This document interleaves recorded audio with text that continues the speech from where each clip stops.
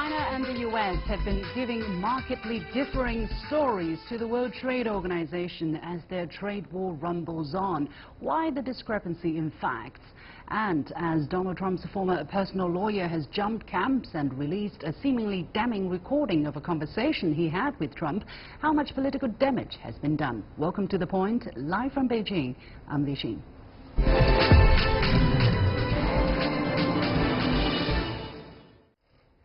Chinese and U.S. envoys presented radically different visions of Beijing's economic model at the World Trade Organization on Thursday, with U.S. Ambassador Dennis Shea calling China the world's most protectionist economy, and Chinese Ambassador Xiankun made a lengthy rebuttal. Ambassador Shea's statements are nothing new. In fact, he has been criticizing China since he addressed the WTO General Council for the first time back in May this year. He called China the world's most protectionist, mercantilist economy and says it's amazing that the country positions itself as the self-proclaimed defender of free trade and the global trading system. On several occasions, China and the U.S. have debated extensively, often accusing the other for wrecking the WTO system. At the latest WTO meeting on Thursday, the scene continued with Ambassador Shea presenting an old paper entitled China's Trade Disruptive Economic Model. Chinese Ambassador Zhang responded in detail and accused the U.S. of pushing its own ideas as universal, lacking consistency in its evaluation of policy impacts and making illegal arguments not grounded in facts.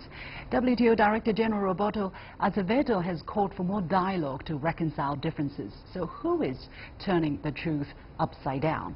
Meanwhile, on Thursday, the U.S. Senate quietly passed legislation that would lower trade barriers on hundreds of items made in China.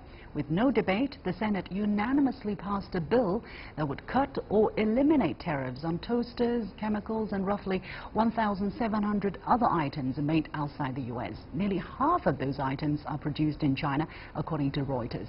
So to discuss all of that, I'm joined in the studio by Andy Mock, who is the Managing Director of Red Pagoda Resources in New York. We have Max Wolff, Chief Economist of the Icash Group. We are also joined by via the phone from Shanghai by Professor Xiankun, Emeritus Professor of the University of International Business and Economics and Wuhan University. Before we start the discussion, let's first hear what Ambassador Xiankun said during Thursday's exchange. The United States has addressed itself as a victim and believes that the current trade tensions are caused by China's so-called trade destructive economic model. In fact, we all know that it's up to the people of a country to decide what kind of economic model the country adopts or what kind of path of development it will follow. China has chosen the path of a socialist market economy with Chinese characteristics. Over the past 26 years, we have made great progress and benefited the world. Okay, for those of you who have not seen this report, a very rough introduction. It's titled China's Trade Disruptive Economic Model, and its content include, for instance, non-market-oriented conditions set by the Chinese government and the party, non-market allocation of resources, costs to WTO members of China's economic model, and benefits to China of its economic model, and finally, conclusion. And the paper says, as long as China remains on this path, the implications for this organization, meaning the WTO, are decidedly negative. So let me go to Andy here. What is your position on this? Do you think the U.S.'s accusation stand any ground? Well, I'd like to make 2 points here. I think first, Singh, to answer your question, I think there is merit to the U.S. position. However, that being said, I think if we look at the facts, China has complied with its WTO obligations, and the U.S. is in a way acting like a sore loser here, because they're saying, look, you played by the rules, but you're still winning, and we don't want you to win. So I think on that perspective, the U.S. is not on completely solid ground here. That being said, what I think is healthy about this conflict is that it is taking place within the WTO framework. And we think about the American judicial system, which is adversarial, and there is this belief that this is how the truth emerges, this is how the best decisions are reached, through this debate, through an agreed-upon framework. So I think as long as this continues under the existing WTO framework, it is a positive thing. But do you think that China's economic model is trade disruptive, as Ambassador Shea mentioned, or not? I think it all depends on what we mean by disruptive. If we mean that it does not change the status quo, the U.S. on top is the clear economic investment trade leader, then it is disruptive because China right now, in terms of both imports and exports, is roughly comparable to the U.S. Its economy, in purchasing power parity terms, is actually even larger than that of the United States. So in that sense, it is disruptive. Well, the volume of trade does not necessarily mean that you want to, dismantle or disrupt the system. You can be trading huge volumes under the same system. Let me go to Max in the United States. What is your view as to whether or not the U.S. ambassador's claim is solid? Yeah, so look, I think what's happened here is there's always some grain of truth in these things, but the big new recent change is that we have the Trump administration has decided to tell a bunch of American workers who voted for them that they're going to solve their problems, which they're not, and that technology isn't the problem, and the change in technology isn't what cost their jobs, although it is, and so they need someone to blame, and they look around and they say, hey, China's a rising power. Maybe they look a little bit different from the people that tend to vote for the Trump administration, so it's even easier to tell a story about their nefarious machinations, and so they do. And of course, there's always something you can find. You can back into it to say this isn't fair and that isn't fair. And the truth is the world is imbalanced. And one of the main driving imbalances in the world is rapid technological change. I think that's not a Chinese plot. I think that's sort of an absurd way to understand technology change. And one of the other major imbalances is the United States spends a lot more money than it has, and so it has to borrow a lot. And I think what's missing from most of these debates is part of the reason for the massive trade deficit is if you buy more than you produce and you spend a lot more than you save, you need to borrow. And China is exporting its savings and its goods, and we're importing both in droves. And our prosperity and our lifestyle is built on that. So to suddenly change this and tell a quarter of the story spun to make someone else involved in a conspiracy is a bad faith gesture that does a pretty poor job of explaining the complexities of the global economy. So no, I don't think it's a particularly cogent document, although it has obviously some facets and features of it which are correct. Indeed, and especially that we have been hearing so much about this discussion about China's model, about what China has done wrong. There is no look at what the United States has done or has not done right? So, and why we are not having that discussion? Why is China being the primary target here? I think this is a little bit peculiar to me. Let me go to Professor Liu here. What do you think of such kind of debate going on all the time since the past couple of months about the model of China's economy, whether or not it's market-oriented and whether it's bad for the system or good for the system? What's behind all of this, Professor Liu? I have 2 points here, but to start with, I think the debate actually started from more than just a few months ago, actually, starting from many years ago, and I think China and the U.S. have already started this kind of discussion, of course, in a totally different atmosphere. Yeah, but it seems it intensified, so much over the past few months. Yeah, so 2 points here. I think that the first thing is that we need to put the debate in the right context. Of course, WTO is a place to discuss many things, even something that would go beyond its rule books. But WTO is not the organization which will decide what political system you should have or what kind of developmental model you should have. Actually, it has specific rules, obligations in which that you need to respect. So the question here is not whether you are taking the right model or the right system.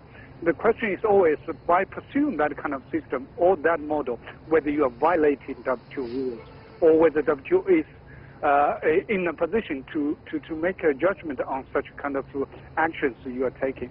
So I think that's the first thing to do. So the second thing is, so I think there much has been said there. So it's not easy to make judgment on who is right and who is wrong.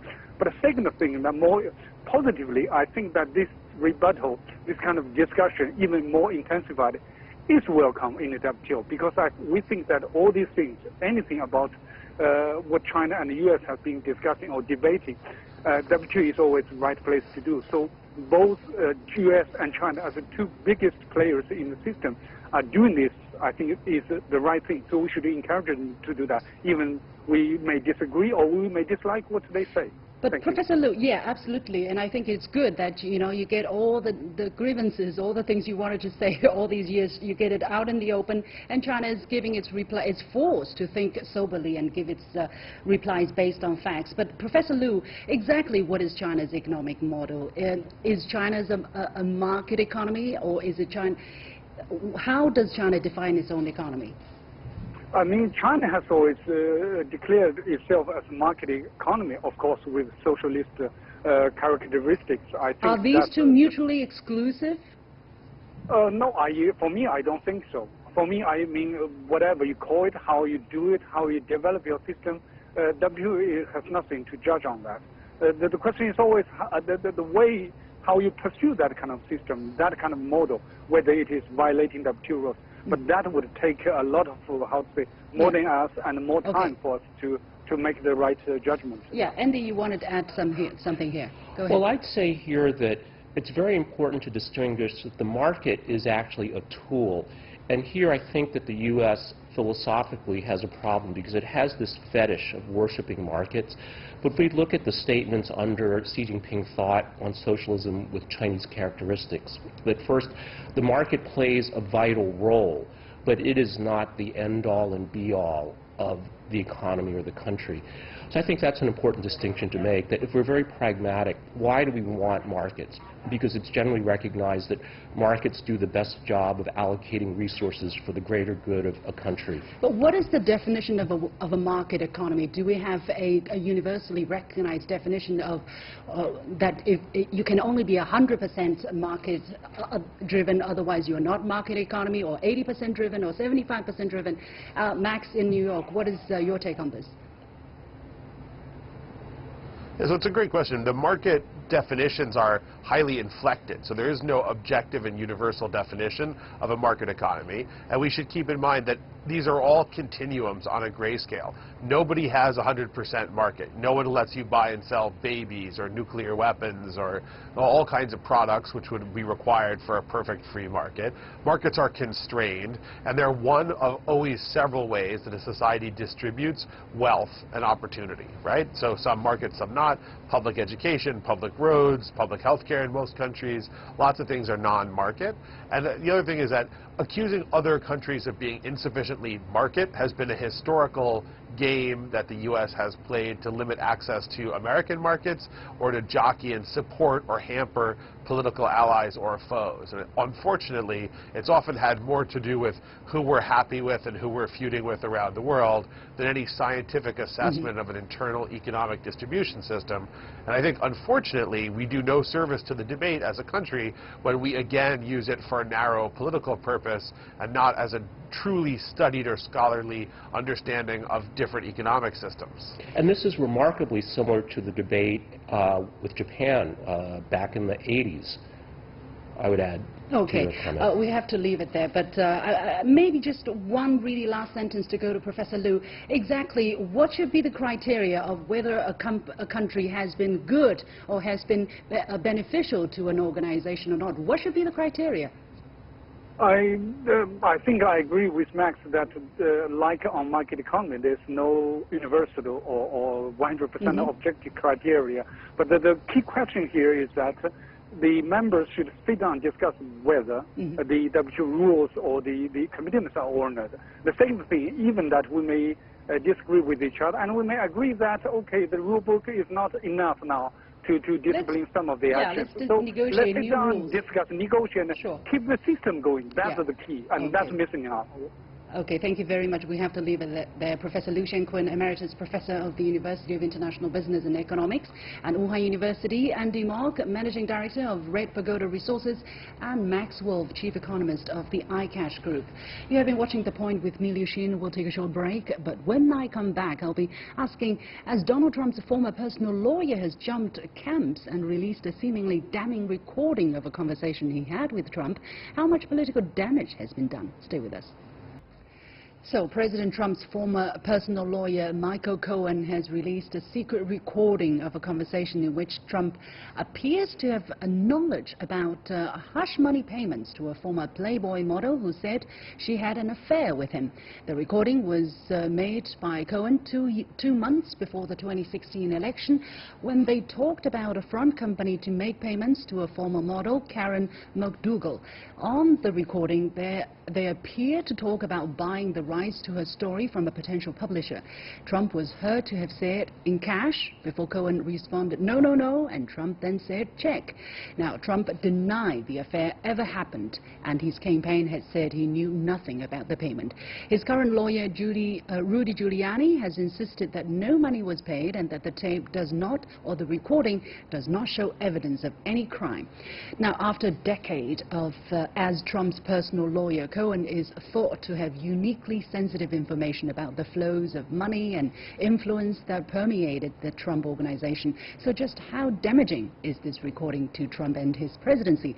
Joining me for the discussion are Steve Pruitt, former staff director of the Budget Committee of the U.S. House of Representatives, Laura Schwartz, former advisor to President Clinton, and Victor Gao, vice president for the Center for China Globalization. Welcome to all of you. Let me go to Mr. Pruitt. Exactly what was said in the recording could we hear clearly? Well, I don't argue the fact that we could hear it clearly or not. I think the real issue here is that a recording exists, that it certainly disputes some of the statements that have been made and have come from not only the president but other spokespersons in the White House. And I think in addition to sowing a great deal of confusion, it also creates, I think, an undercurrent of mistrust within the Republican ranks, certainly, and it gives the Democrats another hammer to hit the Republicans with in the short term. It's going to be obviously fought out in the legal system ultimately, but there's an old saying in America, where there's smoke, there's usually fire. So, Laura, for those international audiences who might have not followed the story in such great detail, would you explain a little bit exactly what the tape revealed and why it can be used as some kind of, could possibly be used as some kind of legal evidence against Trump? Yeah, it really has brought up a lot of questions, really since before Trump became president. The rumors of illicit affairs and the payoff to keep these affairs quiet has always been in the rumor mill. Now, Donald Trump has denied it. His communications director during the campaign had denied it. And yet, earlier this year, his fixer, Michael Cohen, his attorney, personal attorney, and very good friend, was seemingly being brought up as actually doing the payoffs to these women. Well, those were the rumors, and then earlier this year, there was an FBI raid on his offices, his house, and his hotel room. They seized different tapes and different papers, and it turns out that Michael Cohen secretly recorded many of those conversations with Donald Trump and hundreds of others with different clients and journalists and so on and so forth. Now, in the state of New York, where he made that recording, it is legal. You just need to have the consent of one person, which is himself. Then, when these raids were conducted and these things were seized, we, as the public, don't know what those are. But Michael Cohen and his attorneys do, and so do the president's attorneys. Now, these tapes have been analyzed. You can only imagine that the Southern District of New York, which is in charge of this investigation into Michael Cohen and any wrongdoing for payments, because in America, if you make payments during a campaign, and especially out of certain funds, it could be campaign finance, crimes within campaign finance. So they were looking at these items. Now the Trump team, because they know these items are out there, it's still unclear. Earlier this week when that tape came out, it's rumored that the Trump team might put out that tape so that it could be out there, they could discredit Cohen, and they could hopefully move on instead of having this percolate longer. But at the end of the day, the attorneys for the government and the FBI have this information. They will analyze it, and they will see if this puts the president in legal jeopardy for violation of campaign finance reform or otherwise? Well, Victor, you have studied law, you have practiced law in the United States. Exactly how admissible such an evidence is? Because when it first came out, it was released on CNN, a lot of people question the legality of such a kind of a recording where you're a lawyer and you record the conversation with your client and then you release it to the public. If the evidence is done in such a way, what it says cannot be counted. Well, first of all, I think the law enforcement agencies have a warrant to do the search and to seize these evidence. Secondly, I think while President Donald Trump has been arguing that recording of the conversation between him and his lawyer, Mike Cohen, itself is illegal, I don't think there is enough evidence to support his argument. And I think in the tape recording, there is clear evidence to contradict what President Donald Trump and his people around him have all along persisted in saying, that President Donald Trump did not have any knowledge about this and he was not involved in such payment. And now you have the tape, and the tape seemed to clearly indicate the otherwise. So I think this will be really very much presentable and admissible in court, and whatever that will follow in the legal proceeding will most likely reveal more. Further, Mike Cohen does not just have this particular tape.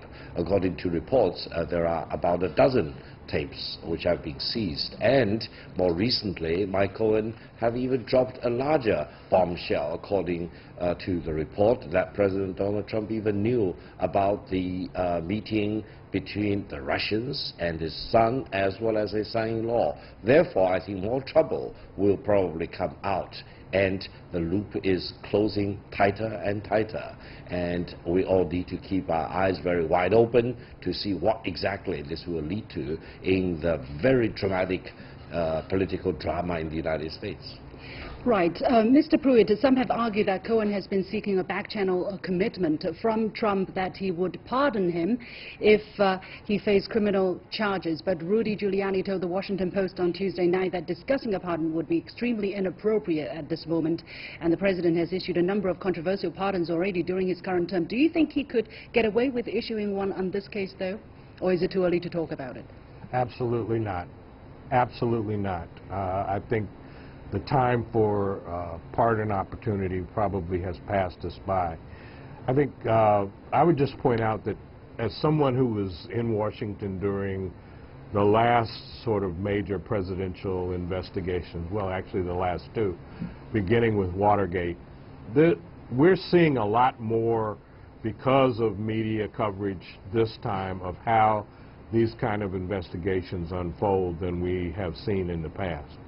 And I think while it is certainly unwise to jump to conclusions about any of the reports that we see coming out right now, the reality is that the cumulative effect of what we're seeing is going to be very damaging, not only to the Trump presidency, but to Mr. Trump himself, and I think, and his family. So this situation is well on its way to prosecution. I would suggest, very frankly, that there will be some heads that will roll because of this, and as a result, America's about to go through another traumatic change. Laura, analysts said the pair's conversation could be one brick that prosecutors could use to build a wall of evidence. How big a wall do you think the Special Prosecutor's Office are trying to build against the president? You know, it's really quite fascinating. As Steve mentioned, with the media around us, we're seeing bits and pieces. I look at it like an iceberg. You can see the tip of the iceberg. That's what we can see. It's visual to the eye. But the bottom of that iceberg goes way down below the ocean. And that's where the FBI investigation, when it comes to Russian collusion between the Trump campaign and Russia, as well as obstruction of justice of President Donald Trump after inauguration. And then also this criminal case in the Southern District of New York. I see that the next big shoe to drop, which we've gotten a preview of this week, that I think has been long in the making for the last few months since the FBI knew about this tape. If you listen closely, you'll notice that Michael Cohen mentions the chief financial officer of the Trump organization twice. His name is Alan Weisselberg.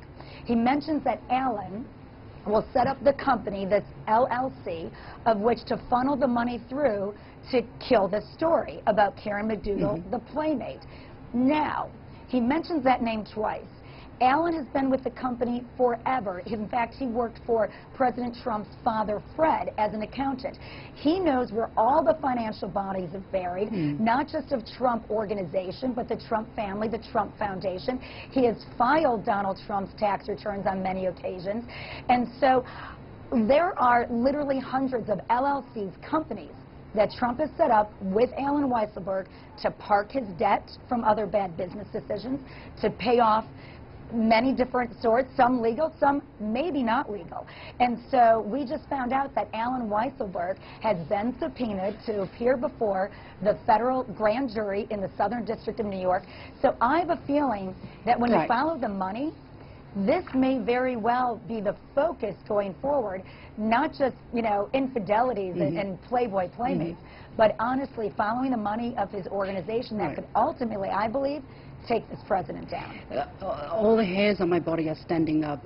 Victor, final quick question here. On Monday, Donald Trump called the investigation an attack on our country and on what we all stand for, and entertained the possibility of firing Special Counsel Mueller, as many people are saying he should do. So he has held off from doing that for quite a long time. What happened if he ultimately decided to fire him anyway?